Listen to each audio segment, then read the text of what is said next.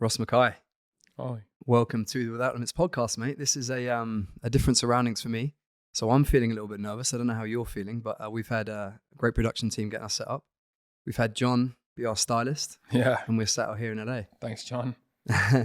So I ask everyone when we get started on this podcast what Without Limits means to them. But before I kind of ask you, I think you're truly someone who encapsulates everything that what this podcast was set out to be, which is stories from inspirational people, founders, entrepreneurs, athletes that have got a cool story to tell. And I'm in a very fortunate position that I can ask questions, basically trying to plug the holes in or the gaps in the knowledge that I have around my guests. And for you, you're someone that kind of came on the scene through me following George. And I've probably then followed you for the last few years. But I think the story prior to that is something that can really, get this podcast going. So that's kind of where we're going to start. But before that, what does Without Limits mean to you? And I don't have my TV behind me to kind of look up at it. Run through that for me. Appreciate you, Ollie. Thanks for having me on. Without Limits, I think to me, operating and running your life away from the pressures of society's norms. This concept of doing things because that's the way it's always been. I've tried to live my life without limits, away from the norms of pressures of do this way at this time. The traditional box that, you may have people telling you to go get a job, do this, do that, go to college, etc. I think it's about taking that path that isn't so worn, unbeaten, and kind of just operating your life in this non-normal mentality. That's what it means to me. Yeah, sick. And it speaks truly to your journey up to this stage. Yeah. As a young man growing up in Glasgow to now, living a pretty cool life here in LA. What was life like back in Glasgow? What was kind of early influences for you? I read somewhere that you were a keen, pretty good tennis player as well. So sports obviously had a massive influence in your mindset and how you prepare for things. What was Glasgow like? Yeah, it's been a while since I've been back. You said that. You've not been back for a while, right? Yeah, 2019 I got on the flight to New York. Haven't been back yet. We'll maybe get into that. But grew up in Glasgow in Scotland. Life was great. Great family, mom and dad, 2 sisters, older than me. Sport was a big part of my life. Played pretty high level tennis, played for Scotland, played, went to Italy, played tennis in Florence. That was what I wanted to do. I wanted to be a professional sportsman. I think often as a young, kid in the UK, you're influenced by sport, often football, rugby, tennis, whatever it may be. And my father had a huge influence on me too. That's where that business side of my passion comes in. He was an entrepreneur as well. I watched him build a business from obscurity to ubiquity. 1 person, 10 people, 50 people, 100 people. I used to go into the office and see him in his chair. And I think not realizing it then, but realizing it now, how much of an impact that had on my life. So I think that synergy of sport growing up and then business with my father, watching him, that's where, I guess as a big moment now, thinking back, that's where that influence came. But it was a great life. What was his business in? It was in recruitment, completely different. I think anyone who takes an idea in their head and executes on it, I have a lot of respect for. Whether it's in plant-based chicken, whether it's in drinks, whether it's in supplements, building a gym or accounting firm, it doesn't matter. But I think we all have that entrepreneurial in us. But he's always been very much like, go after it. You have a dream, go after it. And I think, this concept of just making someone feel 13 feet tall, he always made me feel 13 feet tall. It was great. I mean, you're pretty close to 13 feet anyway. So, I mean, tennis being the main driver or focus for you back then, and your dad being an entrepreneur, what was he encouraging you to move into to, try and be successful? Was it academics? Was it school? Was it thinking outside the box? Was it sport? There was never, sometimes I wish he applied even more pressure to me. He was the kind of father that if I wanted to go swimming, he would drive me 2-3 hours to swimming class. I wanted to go and play tennis. He'd drive me from Glasgow to Cumbria, go on, son, even if I got knocked out in the first round. He never really, was that father to say, you don't want to play today, you have to play today. And I think like often when you look at the best in the world at anything, there has to be that pressure, especially from a young age where you don't really know what you want. I think I had so much freedom to try different things, whether it's sport or businesses. He always backed me.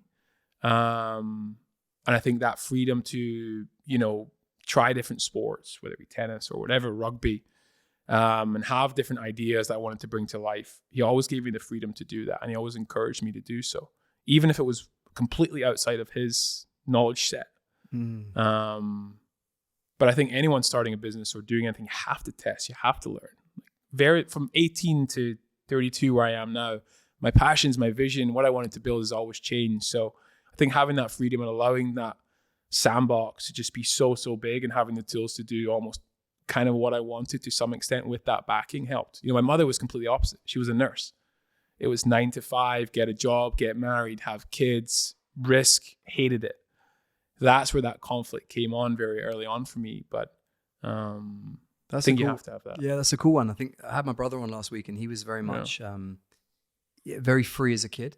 And I think it's you get these two kind of schools of thought. It's that freedom and exploration versus this high pressure environment. And it shows that there's no like one right path for people. And I think as a parent myself, and I know you're very soon to become a parent, like it's cool to hear different parenting styles that can still end up with someone or their child having, success later in life. I read somewhere that it was one of your tennis peers or friends that kind of encouraged you down this plant-based vegan route. Is that correct? Yeah, it was a bit of a dare, hence the name daring. So it was just someone daring you to go vegan. Yeah, it was. My health journey's been a bit of a roller coaster. Playing tennis, you don't really think about calories in, calories out. You just go and turn up, and you just happen to be kind of operating at a pretty high level, especially at a sort of semi-professional sport. When I stopped tennis, I gained quite a lot of weight. Went to college, started drinking beers with the boys, tried to fit in. Kind of went from being a pretty tall, lean athlete to kind of a bit of an overweight lad. Wasn't moving my body as much. At that point, someone had said to me, you need to cut out meat. Try that. 30-day challenge. And I'm one for a challenge. You bet me to do something, I'm going to take it. You're the same. I can do that. I'll take your $20. 30 days later, I lost weight. Felt better. Naturally, because now thinking about it, I was consuming less calories. But however, my reasoning was like, it must be the meat. Went on that challenge. 30 days turns to 60 days. 60 days turns to 300 days. All of a sudden, I'm a couple of years in and I'm feeling better. We can talk about what that looks like now, but it did allow me to get sort of that body composition at the time that I was looking for. Whether that was being plant-based or not, I don't know. Probably not now. I'm thinking about it, but it helped at the time. It's interesting because a lot of people attach their self-worth or the things that are interesting based on their physical appearance and the things that help them get there as the vehicle. So it sounds like going vegan or dropping meat was a thing for you. At what stage did it become an idea to start to build a business around that? Yeah, very much how I am as I'm a consumer in the category. I consume products, clothing, food, drinks, whatever it may be. And when you're looking for something, you can't find it. That entrepreneurial spark kicks in. Why not? Why has no one done that? Let me look at it. Oh no, someone has done it over in America, but not in the UK. Can I bring that here, for example? And that was it. That was the catalyst. I was looking for something at the time that was delivering on that meaty texture and that benefit of protein, but it didn't exist. It was tofu burgers and mushroom burgers, and we'd had enough of those. Wasn't satiating the way that people had. And I looked over to the US where we are now, and there was every plant-based bleeding burger, beetroot, whatever it may be, food tech company that had raised godly amounts of money and scaled their companies from 0 to 2, 3, 4, 500, gone public. And that entrepreneurial spark in me said, I need to do that. I need to take that concept and bring it to the UK. And that happens a lot in business, right? You find salad chains that exist here. Now they exist in Oxford Street in London, just like the one that's popular here. Was this your first business idea? No, it's my 100th business idea. I was the kid at school who took my mum's packed lunch and sold it in the car park.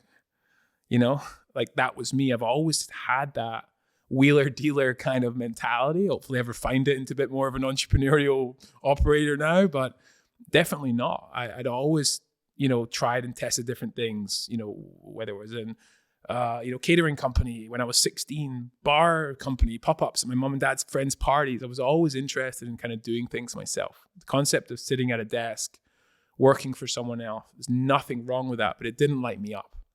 It didn't light me up. It didn't wake up in the morning feeling excited about it. And I went to uni for a year. I left. What did you go to study? It's finance, business and finance.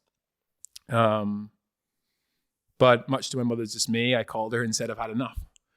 Your dad's celebrating. My dad said, what do you want to do? Let's get into it. Let's do a business plan. And my mom cried.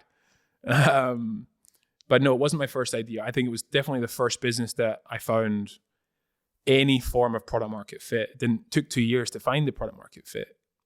And only when I moved to this country did I find that. I banged my head against the wall for a couple of years and the story's insane. I want to dig into that. So at this stage, when you start daring, right, from this dare from one of your tennis, I guess, teammates, although tennis isn't a team sport, had you started and failed businesses? I use the word failed reluctantly, but had you started businesses and they'd not taken off, you weren't passionate about them, there wasn't product market fit, or was this the first one that like truly you saw a future for? Yeah, definitely. It started other companies. You know, we don't call them failures. It was expenses. You know, we hadn't quite taken them off the ground. And yes, I'd learned a lot from them. But Daring was the first business where I had combined my interest in building something and a passion. I was passionate about the industry and I was passionate about that way of living at the time.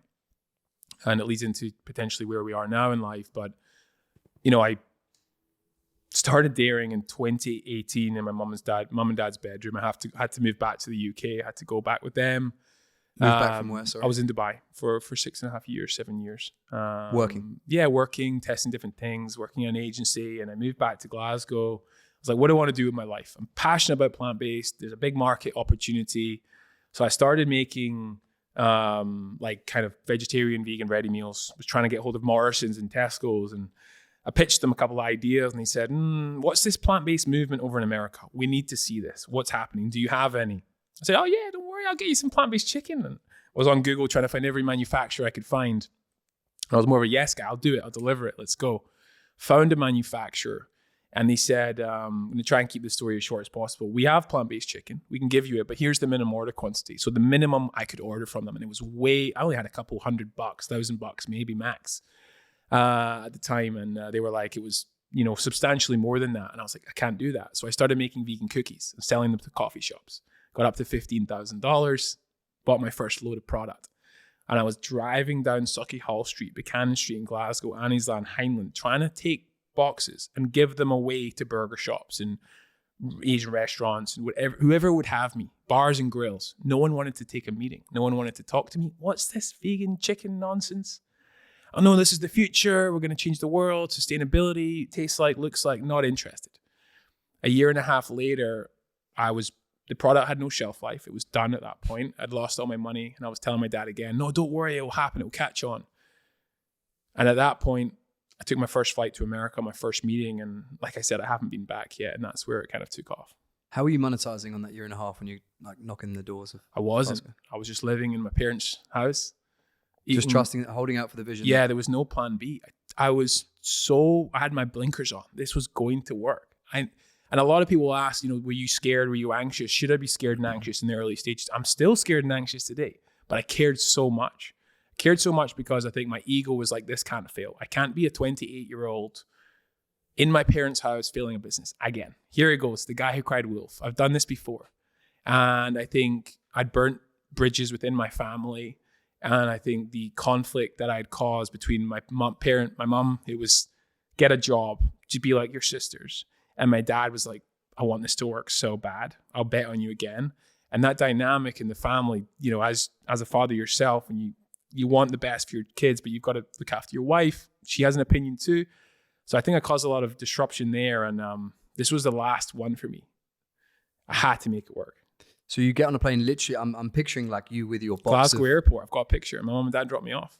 With your samples with you? Yeah. And you set up meetings and things to take place?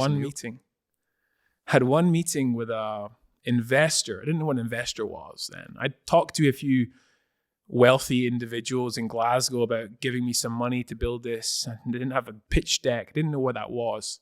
I dropped off in Glasgow on the 17th of December, 2019. And I had a carry-on suitcase. I had my big puffer jacket at Glasgow airport. And I had a Sainsbury's bag of my product. So it was frozen. So I'd kind of say, okay, well, it's a 7-hour flight to New York. This will be fine. It'll slack out. Hope I don't get stopped in customs. And I had an ESTA. It's the first time I've ever been to New York. Never been to the States before. And had my meeting it was a Sunday. I had my meeting on a Tuesday, settled in. I remember staying in a hostel in Chinatown. Had a meeting on a Tuesday, and they totally got it. They were like, oh, this is obvious. Why did they take the meeting? Friend of a friend of a friend was like, you got to meet I went to college with them, and they're from New York. They're a family office, which is like an investment fund from a family.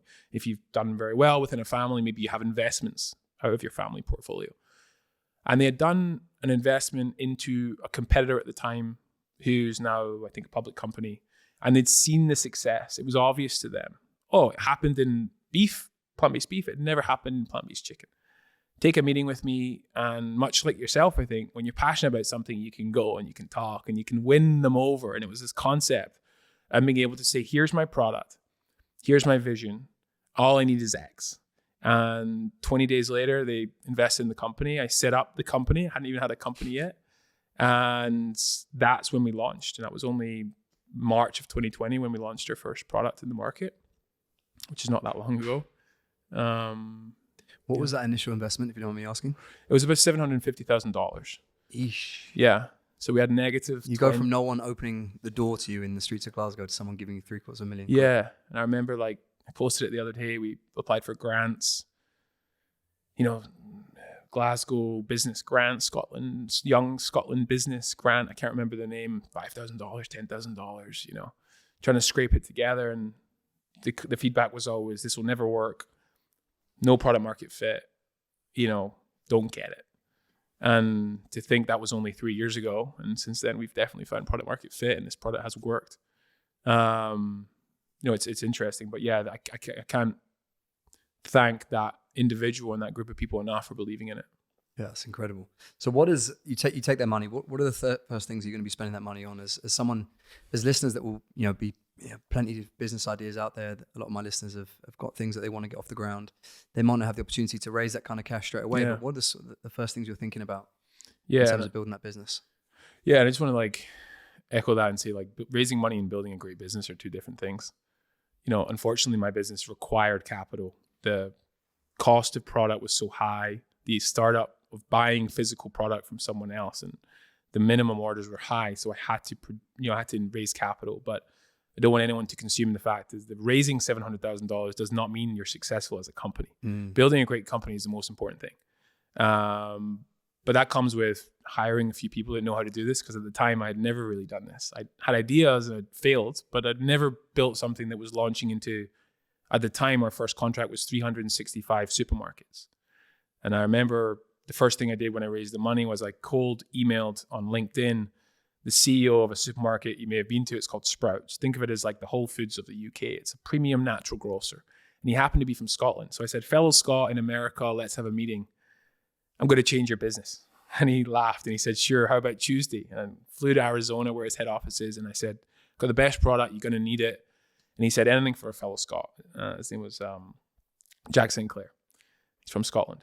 And he launched me in 365 supermarkets. So I used that initial investment to buy product, to get packaging. We didn't have a logo. We didn't have packaging. And then at the same time, how do I get product from Europe, where I made it, all the way to America, get it on trucks, get it to supermarkets? So I found people from different companies that had done something similar, hired them. Never hired anyone in my life. And that was the first kind of use of capital, building brand, building product, and building the supply chain out. Are we still a few weeks into your time here in America during all this? We were 3 months in, and it was COVID. Fuck. Yeah. Have you got a physical? Did you have a physical office at that stage? No, we had a WeWork address that was rented, so a telephone, like a post box. And then around May, June of 2020, obviously COVID was existing. So I was just in my, at the time, girlfriend's studio apartment in New York, just working out of there, just trying to figure this out. But yeah, gives me shivers to think about it, actually. I mean, the contrast to 3 months prior in Glasgow is incredible. It's incredible. What was next? Because you've gone on to raise some money from some. We'll drop some names, but Drake's one of your investors. Yeah. Some of these big PE firms as well have invested into the business. So what was the kind of next journey within Daring? Yeah. So our launch was very successful, and the market at the time was growing at an insane rate. Everyone was talking about it. I'm not sure what it was like in the UK, but there was front page of New York Times was Daring is going to save the food system. We were everywhere. We were in Forbes Fast Company. It was just this sort of momentum that was happening around the brand, the category. There was money flowing into it. And so there was that flight, sorry to cut you off, was the flight from Glasgow so timely then? Because, or were you, how did that seem to happen at the perfect time? I think I asked people, why?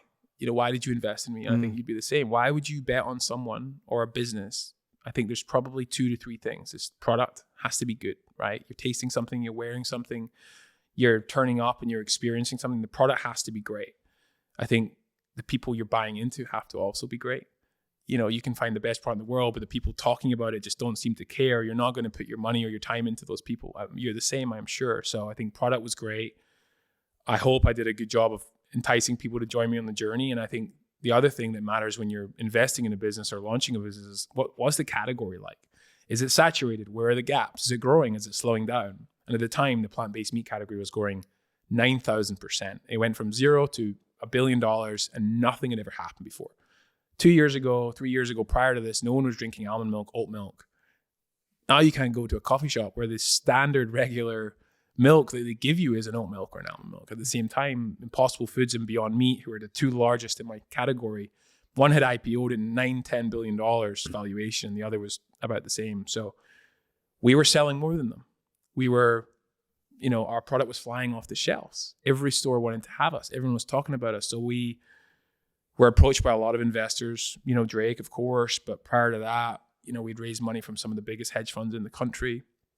Peter Thiel, who's the founder of PayPal with Elon Musk, and the stories behind that and how it all came together. It was just, it feels like a blur, but yeah, we've gone on to raise over, you know, roughly $135 million in the last couple of years, and built a great team, built a great office. And obviously, you know, I say this now as I've stepped out of the company, gone through a transition, which would be great for the team, the stakeholders, the shareholders, and myself. But it all happened in a very short period of time. It's a whirlwind story from 2020 to 2024 now, or just starting 2024. To have grown a business that quickly, what were your highlights of your time at Daring? Yeah, I think, you know, I just written my sort of letter about this sort of last 3 years, you know, as I share it out to like investors and shareholders and my team. And I think one of the highlights I think I say a lot is when you're fortunate enough to get financial backing, but most importantly, psychological backing, like this becomes really fun. When you can build a team that I know you have and you look around and like people are genuinely bought into this. Like people, doesn't matter if they eat chicken, steak, beef, fish, plant-based chicken, it doesn't matter. But when they love what you're selling and you're building something and they want to wake up in the morning and they get excited about it, and you can take some of those plates you do. When I was 2019, I was designing everything. I was making everything. I was doing everything, doing the finances, doing the operations. When you can take some of those plates and give them to people who are better than you at that job, and you can sit back and focus on the vision and the strategy, it becomes a really fun thing to do. Met some great people. You know, met my wife, having a kid now. Mm-hmm. So I think all of that, but I'm here in America and this place allows you to dream. You've been here many times. You're here for a couple of days now. And I think there's just this sort of aura, and obviously the boys are here, George is here. And I think the opportunity, if you are someone that has audacious dreams and you're looking for scale, there is a ceiling to a lot of places. But I think in America, no. And I'm here, I live here, I have a home here, a green card, and just like that's probably the best thing that's ever happened. I want to talk about the scale thing in a bit of time, because I think that's the thing that's most exciting around spending time with you, is just your ability to think bigger than a lot of people. And it's probably the most exciting thing that we'll come on to talk about with kind of Cadence and where you're taking it. But going back to time at Daring, what was the tough times then? Because it sounds like it was, you know, an incredible few years. I'm sure it was very exciting. Yeah. But where do things get sticky growing a business that quickly, that big? Yeah, I mean, the hardest thing was definitely the first 2 years of the company when it was in this sort of concept phase, and you believed in something so much and you were trying to almost persuade someone to believe in it.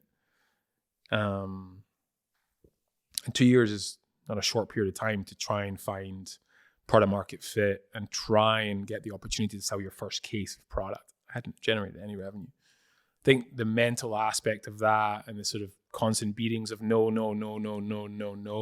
to go from here to here in such a short period of time, it can throw you off a little bit. But the whole thing is hard. People leaving your company, taking other jobs. You thought they had your back. I get so much enjoyment out of hiring great people, but I get so down when people turn around and say, it's been great, but I'm going to take another opportunity. I take it very personally. I'm like, what? Yeah. But it's just a job to a lot of people. But yeah, as I'm sure you can attest to, there's good days, there's bad days, but I'm so long term and I do think so big that I try and operate in a mindset where it's just like continuous movement. Pick up the ball, move it forward. Pick up the ball, move it forward. Never stand still. Yeah, I can relate so much to that. How much structure do you have to put in around you in a business that big, where you can focus on your genius, which is clearly being the spokesperson for that business, you know, the passion, the strategy, building the brand? Who do you have around you at that stage? Again, for me, who's someone who's like this starry-eyed business owner that, you know, hopes to build Marchon to this huge organization. What are the key things that you're thinking about in terms of propping you up and having the right support around you? Yeah, I asked the people, you know, any company there's different levels, right? More junior, hungrier, kind of scrappier, and then you have people that, quite frankly, I need to have known they've seen success before. It's the first time I'm seeing success. It can't be the first time you're seeing success. This needs to be so much pattern recognition to the things I'm doing day to day. You've been here, you've seen this, you've done that in your sleep. And if it's my first time, I hope it's not your first time, because I'm hiring you to come and hold my hand here. I'll focus on this, but building on a supply chain for a 9-figure brand, we can't both be learning on the go. Yeah. So I'm looking for people and I'm hiring people who are a couple years away from where I want to get to, not where I am now. So we're talking potentially here to viewers listening. I think it's like, that's fine. I'm in the startup phase, but if you are starting to see, you know, 1, 2, 3 million bit of revenue throwing through the business, when you look around, who's seen 10, who's seen 20, who's seen 100? 100 seemed small to me. I want 200. I want even more than that. And I think I was always prompted by my board and my investors to find people who had seen success before. What's the kind of mindset around hiring someone in who's seen that kind of success when you've not been there and you have to lead them? The mindset of the individual? Yeah, both for you and for them. I think the most important, because I think people will find that concept quite difficult, right? If you're growing this business, you're the founder, you're the, you know, quote unquote CEO potentially. Hiring people in that have been there and done it before you, that have more expertise, and you getting out your own way to enable them to you know, fast track the growth. Well, being a CFO or a CEO or a vice president, you're not a founder. You know, some people like to receive the vision and execute. Some people like to build the vision. And I, from the very beginning, I've realized I don't want to be at every table. In fact, I don't even need to be in every room. You know, your job as the founder is to continuously repeat on the vision of the business and find people around you that can help you execute on the vision, giving them the toolboxes, making them feel that they understand where you want to take the business. And I think we're surrounded by people who are very visionary in their businesses, very visionary in their concepts. But they need people to go and execute on it, because potentially that's not the skill set that I or they or you, for example, have in their toolbox. So it requires someone who doesn't feel the need to own absolutely everything. And I think in my early days I did. Oh, I need to do it. I'll do it faster. I'll do it better. But that's not going to get you to where we want to take this company. At the same time, on the employee or the partner that's coming into the business, they don't want to be a founder. They don't want to go back to 2018 in my mom and dad's bedroom and pull together scraps. They want to come in when there's a structure, help you build the structure, the safety net, there's a salary in their pocket. They don't want to go to ground zero. So I think, you know, communication and just understanding of vision is most important. Yeah, that's power. So at this stage, everything's been around your health journey to build a product that you're so passionate about because of your own physical and probably mental transformation. Yeah. What's the health journey like at this stage? Are you still doing the same things from a training and nutrition standpoint as Darren comes towards 2023? My transition into Darren and my sort of training and also health and diet has also started to change and taken a sort of 180, I guess, and hence transition out of the company. And we've gone through some exciting news at Darren. But, you know, it was always because of health. I started this journey because I wanted to feel better and look better. Whether that's the right thing, who knows, but it helped me. As I sort of started to, you know, build a family and look at that, started to realize that actually potentially what I thought to be beneficial to my health personally was actually contradictory. And I started to incorporate animal products about a year and a half ago into my diet. And quite frankly, I felt great. I don't think this is the platform for me and you to debate nutritional science, but animal products, meat, chicken, fish, steak, butter, kind of that whole foods diet approach benefited me again. So naturally, because it made me feel better and look better, I started to incorporate it. But with that comes, a contradiction in what I'm doing every day. When I'm waking up and I'm talking about an industry and I'm telling my team, let's get behind this, let's rally the troops, let's sell more plant-based chicken. There's a push and pull there, and it's contradictory. And I'm not the kind of person who can't sell something that they don't necessarily find passion in. We've affected a lot of people. We've grown a great brand. We've hired a lot of people, and we've changed their lives as well within the company. But as a founder and as a person, I can't sell something I don't potentially believe in and still consume today. So my diet's changed. That's my job, and my career's changing, and I'm excited for the future. And around this time, when did you meet Mr. George Heaton, whose lovely house we're in? Yeah, shout out to him and John for having us here. I think I've been a consumer of Represent for quite a while. I've been following the guys, and I think, especially within the UK, so culture relevant when it comes to, of course, clothing and fitness and training and building a brand. I'm just trying to see if he's the guy that took you away from plant-based chicken into steak. No, actually, I think when we first met, I was either acai bowls and Air One chicken tenders. Not much has changed. No, I met him. We came over and trained. Naturally, as you pop into a new city, you're like, who should we head up? Let's get a workout in. And I think at the time we were kind of CrossFit-y oriented, and there was this High Rocks concept, moving around, functional training. So we got a workout in, you got to sweat. It's the easiest thing as two blokes or whoever it may be, just getting together and working out. And then, I'll say it, I think we're very similar in many aspects. We love building brand, we love keeping fit. We did a few High Rockses together, and naturally, as you spend more time together, you start to learn about each other in this concept of Cadence, which is now kind of came about a year and a half, 2 years ago. Since he's moved here, obviously in the last few months, it's just escalated and momentum's picked up. And depending on when this has gone out, we've probably launched the brand or hopefully sold out. But it's been a great relationship, and there's the whole team behind it, and it's an exciting one.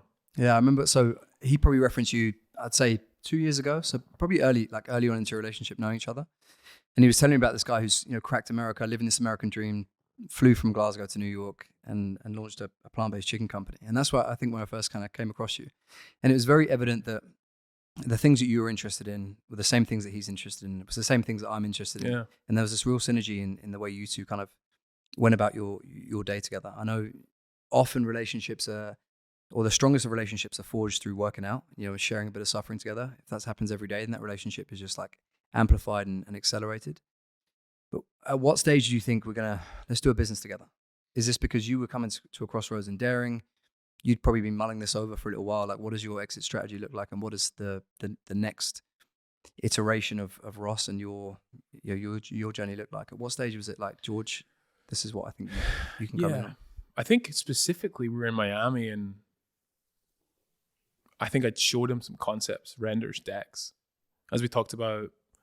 How's dairying? What are you up to? I think I was saying high level. This is what I'm thinking about. Cadence was a concept that it was pretty much just a render on a PDF. There wasn't really a product in place. No strategy. Sounds like the early days of dairying. It's like the early days of anything, really. And it's like, here it is. I'm going to go and do this regardless. But I've seen the benefit of team. I've seen the benefit of, people coming together with different skill sets and driving something forward. And obviously, he's at the helm of an extremely successful company, different brands within that. But I don't think, and I'm speaking for him, he'd, done anything else. And something new potentially could have been exciting. 12, 13 plus years of doing something every single day. And we know him 15, 16, 17 hours a day, if not 24 hours a day. Something new could be exciting. And it wasn't too far away from his passion and his vision already, right? He's a consumer of this kind of products. He believes in it. And he's done some great collabs and drops with similar like products. But I think the concept of premium and at scale and my advantages of retail experience here de-risk the business for him, and his experience with creating culture relevant brands and products and design and creativity seemed synergistic. So the difference here between Cadence and Daring being that you've got someone like a co-founder from the get-go. Is that experience give you more confidence in the brand going forward? Because it must be a new experience for you, going solo to having someone else alongside you. Yeah, and it's not just us two either. What we benefit from, and we talked about this on our podcast we did together, is we benefit from the powerhouse of his organization that he's built. So the behind the scenes, the engine, you know, while I'm focused on X, we've got a team of individuals that have experience, pattern recognition, and building brands. This is available online. There's no one better in the UK, if not Europe, soon to be America, on powering online scalable businesses.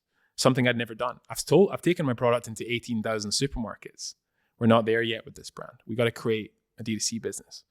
So I think without doubt, it gave me more confidence.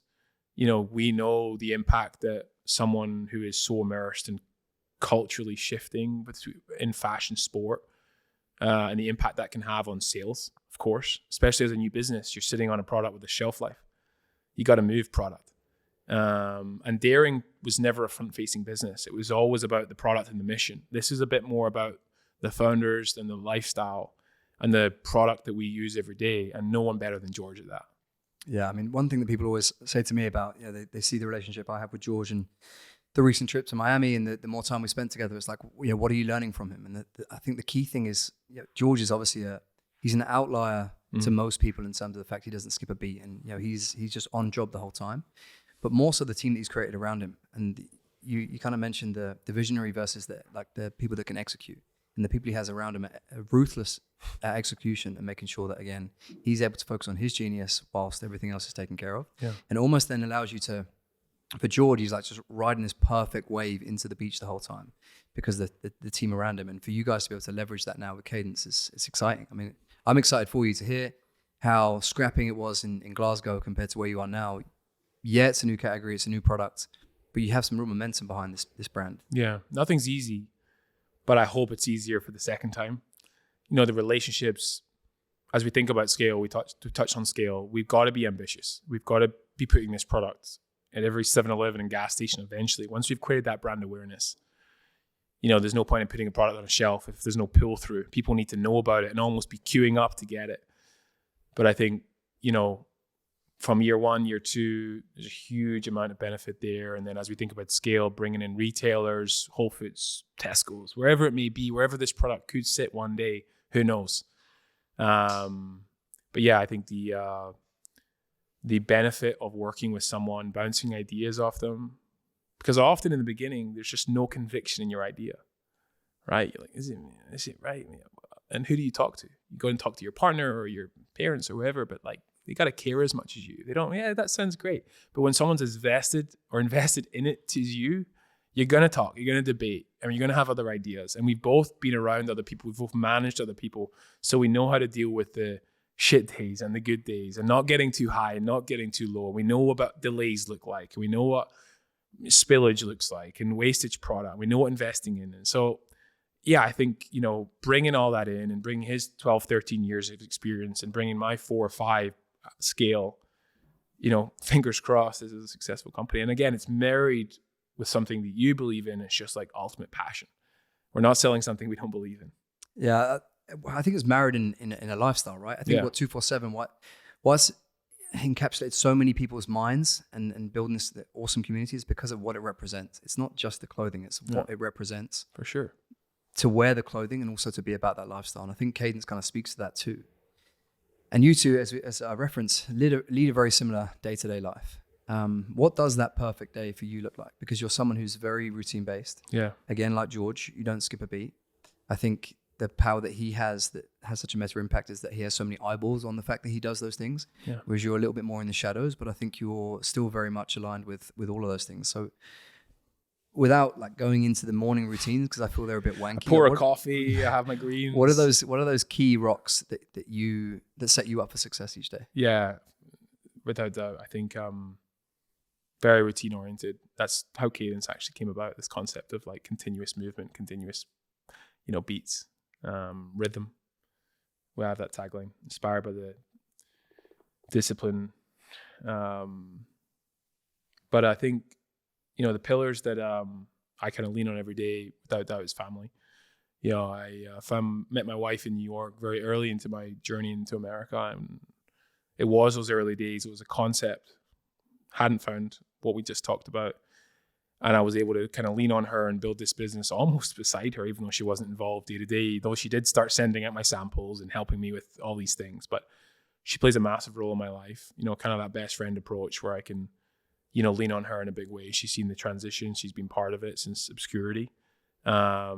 So now, I'm sort of forward thinking when we film this. I don't have a daughter. She's at the hospital now, but hopefully very soon I'll have my daughter, first child. For the listeners, like your wife is literally at the hospital about to give birth. She's literally, I'm looking at my phone. She's going to be calling me any minute. But of course, that plays a big part of my daily routine.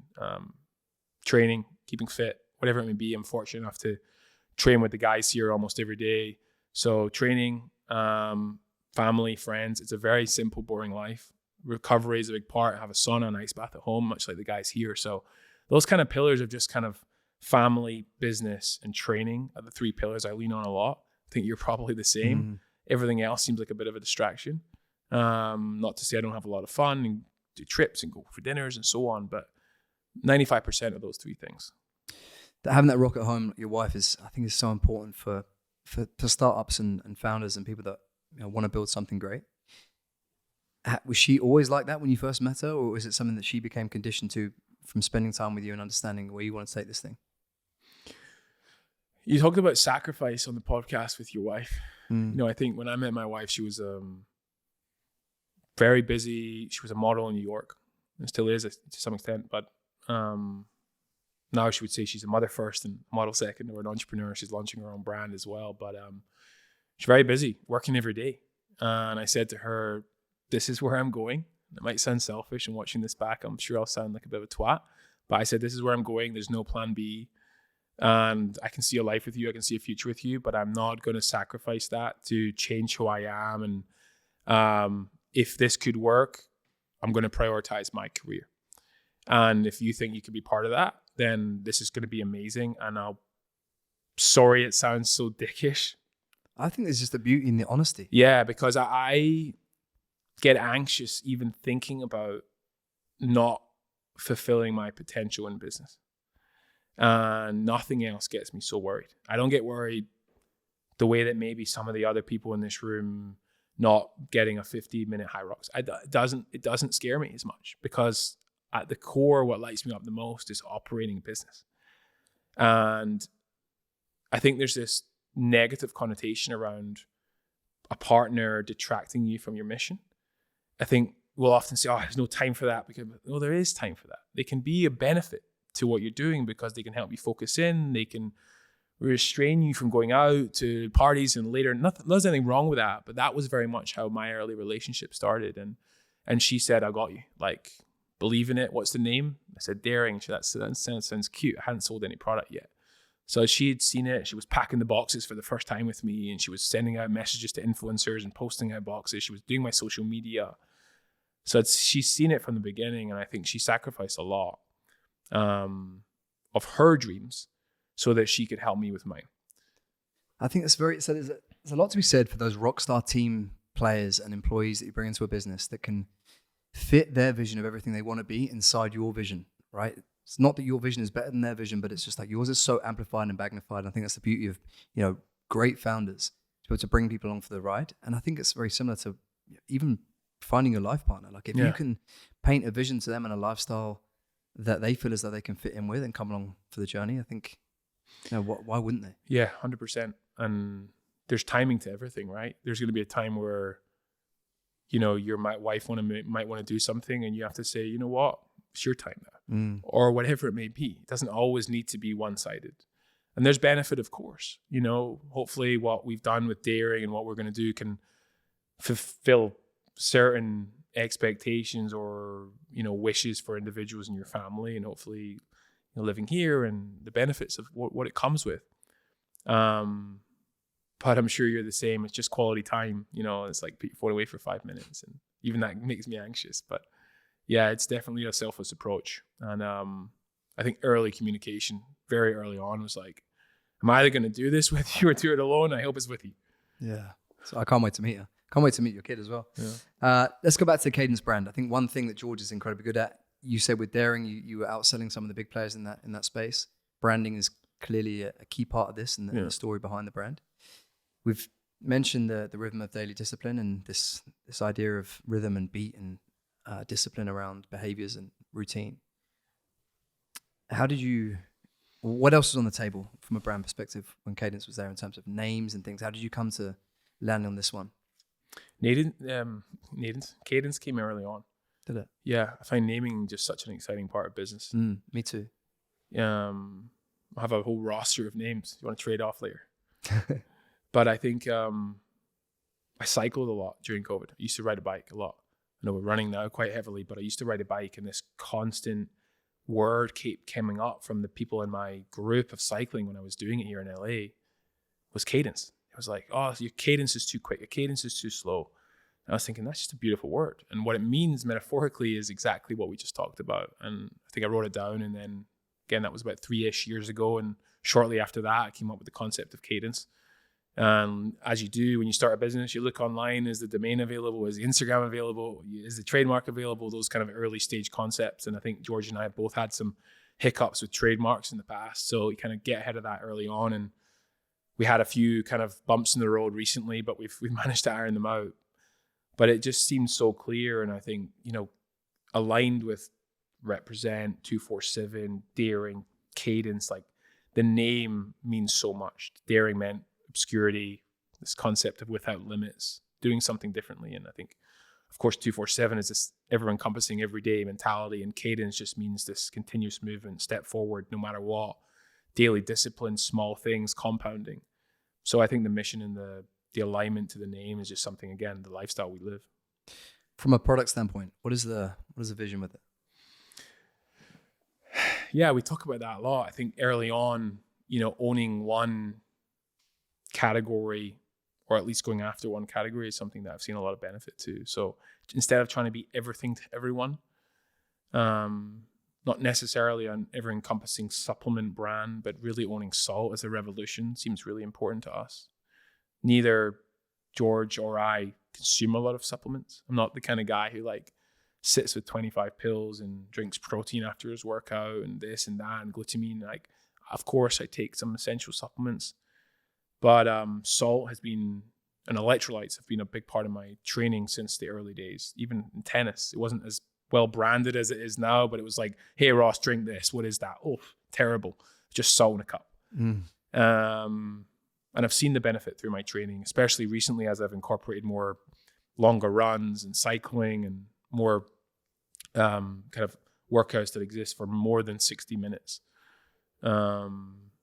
So naturally, as we looked at the space and we thought what's out there, there was nothing that we felt existed in a canned format. Of course, you can have the stick sachets, and we've all seen them. We do them, you do them. But in a ready-to-drink format, it's mostly energy. And as you think about energy, salt is a big component of that, and proper hydration. So we wanted to execute on that flawlessly, and we wanted to be single SKU and very narrow focused on salt. And then what? What comes next? We'll see. I think, one of the benefits of kind of where we are now is testing and learning. I think multiple flavors, of course, right? People want, this is a citrus flavor. People are going to want more flavors. And naturally, as we expand our training regimes, as we think about specifically George running from X to Y or competing in so-and-so, what are the supplements we're using every day? What are we hearing? What are we seeing? What are we talking about? Does it work? We've been using, these canned products for more than a year before we brought them to market.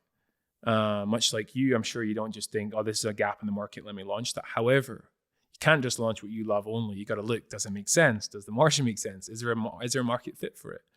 So I think salt to begin with, and then, stick formats, of course, maybe bars, we'll see. But all under this umbrella of hydration in the beginning, salt as a main ingredient. You mentioned your sort of passion for the operation behind a business and also unlocking scale. What are the key things you're thinking about for Cadence as you did for Daring when you're trying to unlock scale? What are the steps you're going through? Yeah, I think the funny thing is I said I wouldn't ever launch something that was so obscure and so niche again. Plant-based chicken. 2019, no one had really heard of it. And even today, I'm sure people are still like, well, it doesn't really make sense. But salt in a can, you get it. You're Ollie. You're here.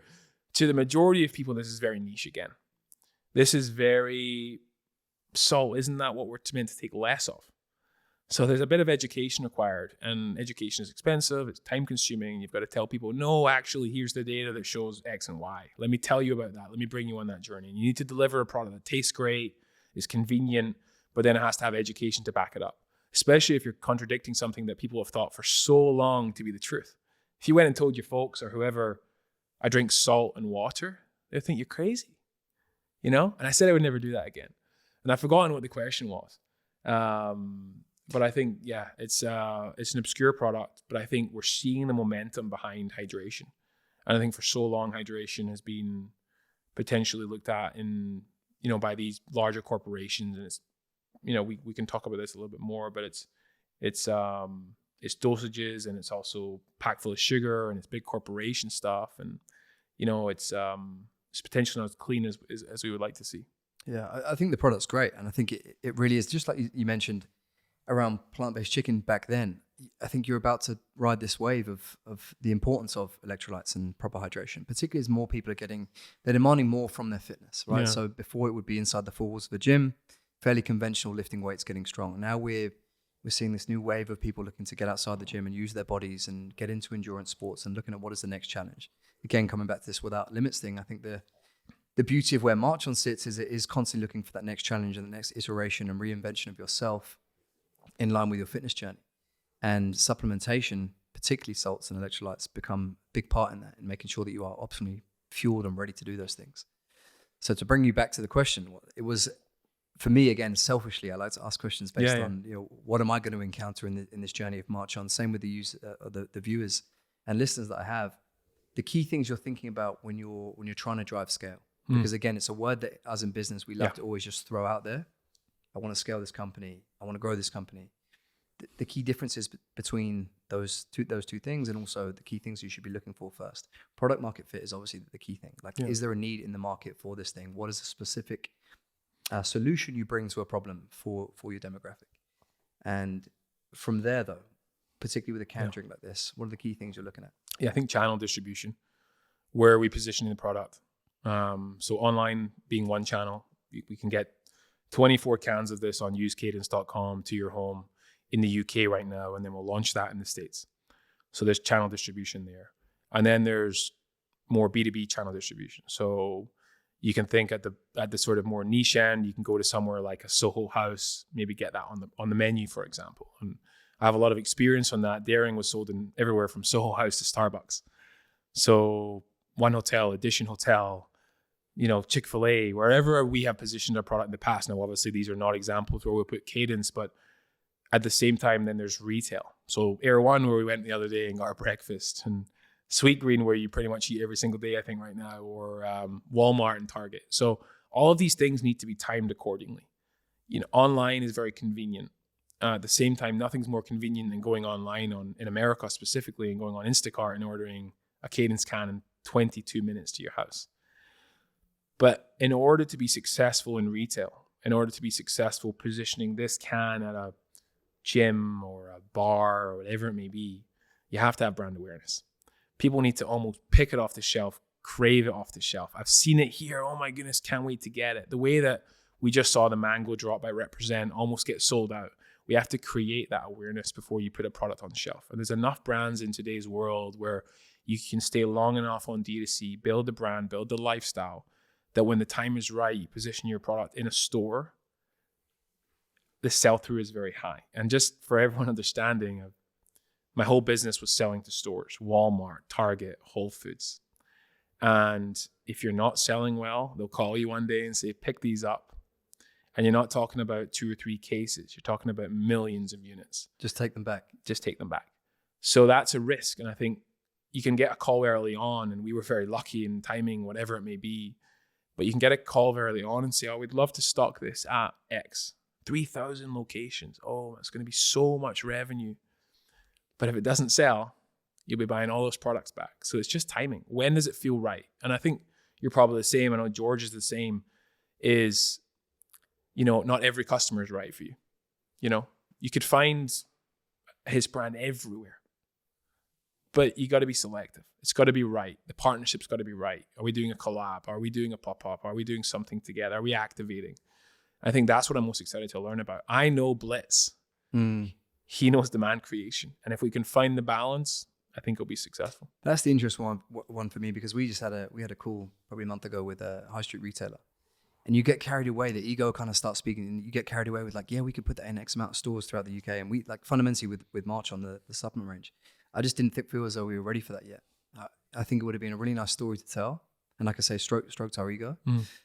But there's a lot of work we have to do to generate that organic audience first, and the storytelling and the demand creation that you said before we can go and mix it next to a household brand on the shelf of Boots, for example. Yeah, it's expensive, and the margin as well. You're selling at a much discounted wholesale price so that then they can sell it on for a profit. You're not selling it at the same price as someone could buy it online, for example. So as you think about scaling that side of your business, your compressed margins exist, and then overall your business is looking different. You're all of a sudden saying, oh, I was not as profitable as I was last month. I have way more distribution and my top line revenue is higher, but all of a sudden my bottom line is shrinking.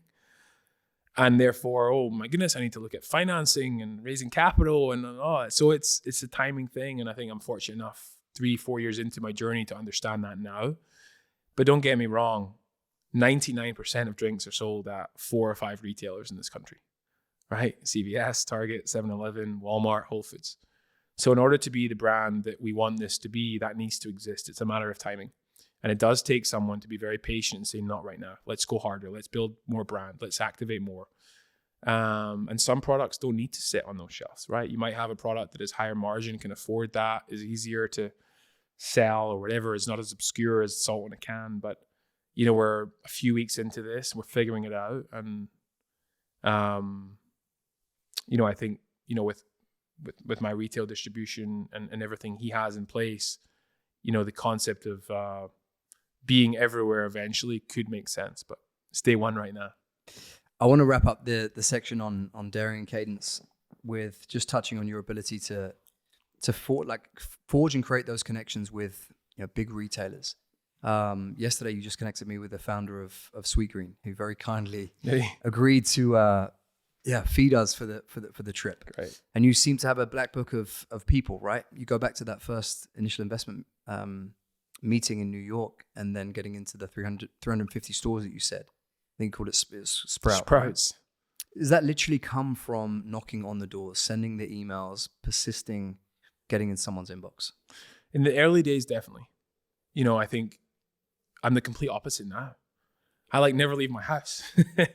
I'm never at the parties or the events or the networking things. I don't really exist in that world as much more. But in the beginning, especially, it was like, there's no data to show this is successful. There's no sales record. There's no number one selling anything.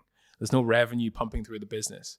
The only thing in the early days people are going to look at is, do I believe this person is going to take my money and make this successful? Do I believe this person is going to execute well on the mission?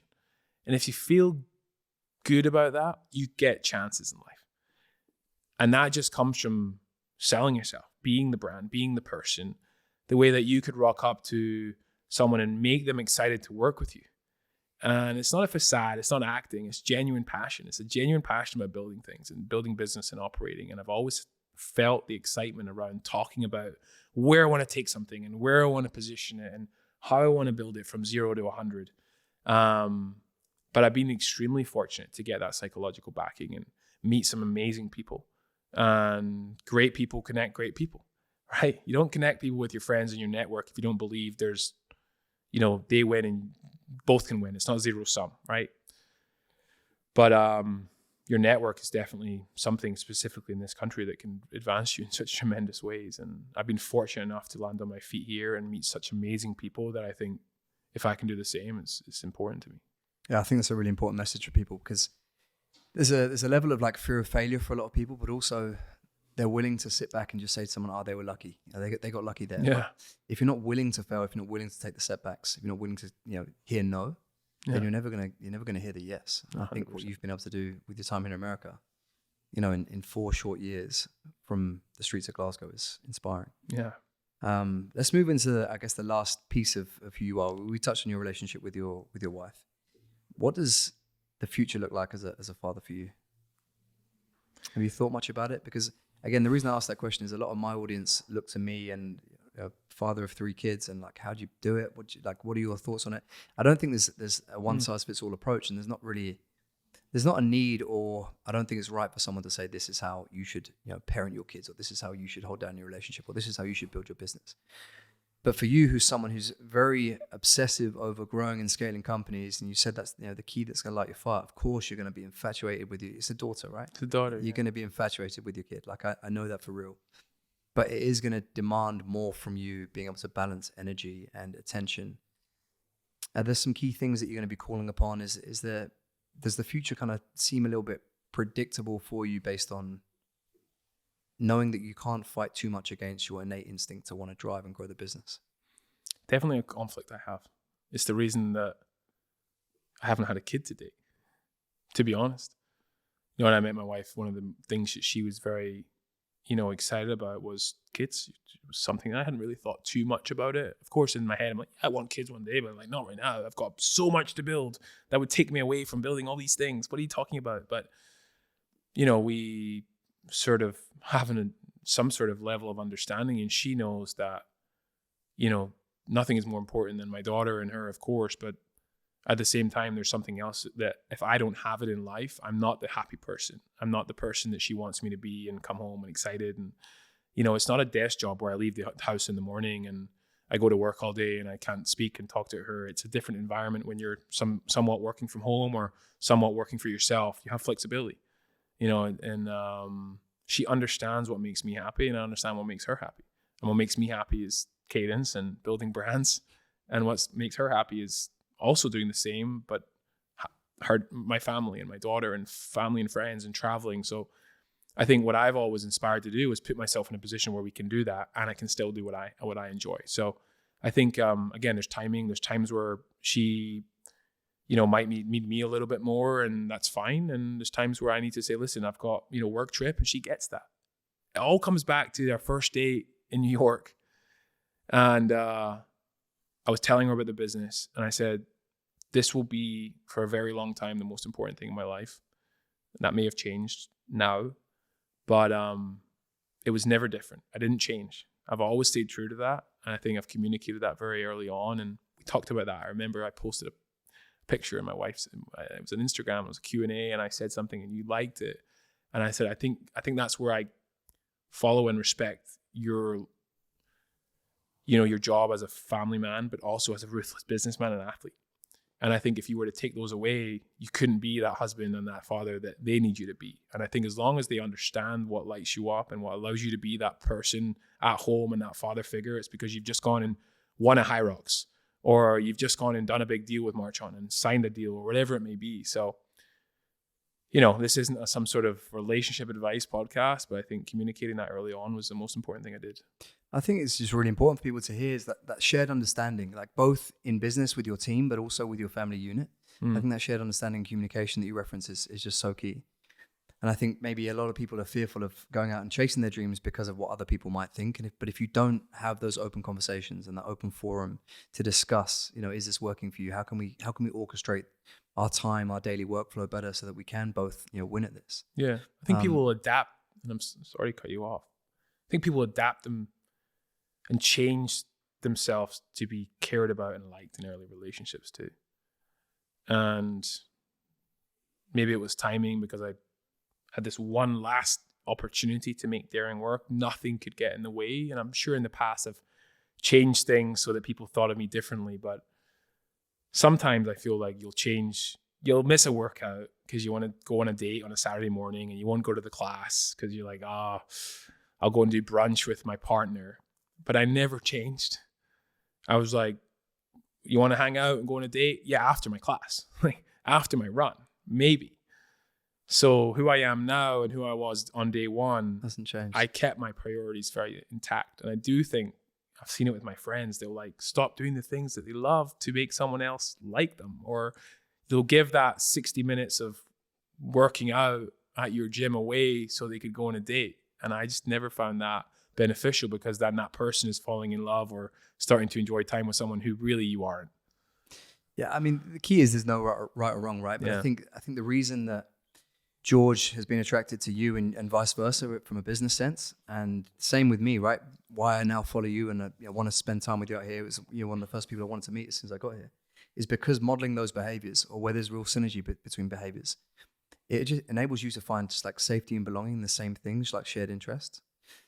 So I think that's where we bring this to a kind of finale in that I know you had apprehensions around coming on this podcast before we started, mainly to do with having not done them many times, or the fact that you don't have hundreds of thousands of followers. But I think what you've done over the last hour, which I knew you were going to do for someone who's had so much success in business, is been able to articulate things that I've certainly not heard before from someone so young.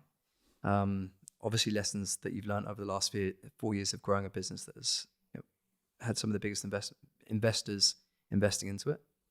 And I think it sets you and George up now as powerhouses with Cadence for a big future. So I think we're going to do this again in April with George on when you guys are over in the UK. But I think this has very much set the scene for listeners to see more about Ross Mackay, those of them that are going to go and follow you from this episode. And also me to be able to take those nuggets and make some notes on this episode for how we grow and scale Marchon. So thank you very much. Yeah, I appreciate it. Thanks for having me on. Excited to chat in April, and I'll give you some nuggets. You've been training me in the gym the last couple of days, so it's all good. Appreciate it, Ollie. Thank you, bro.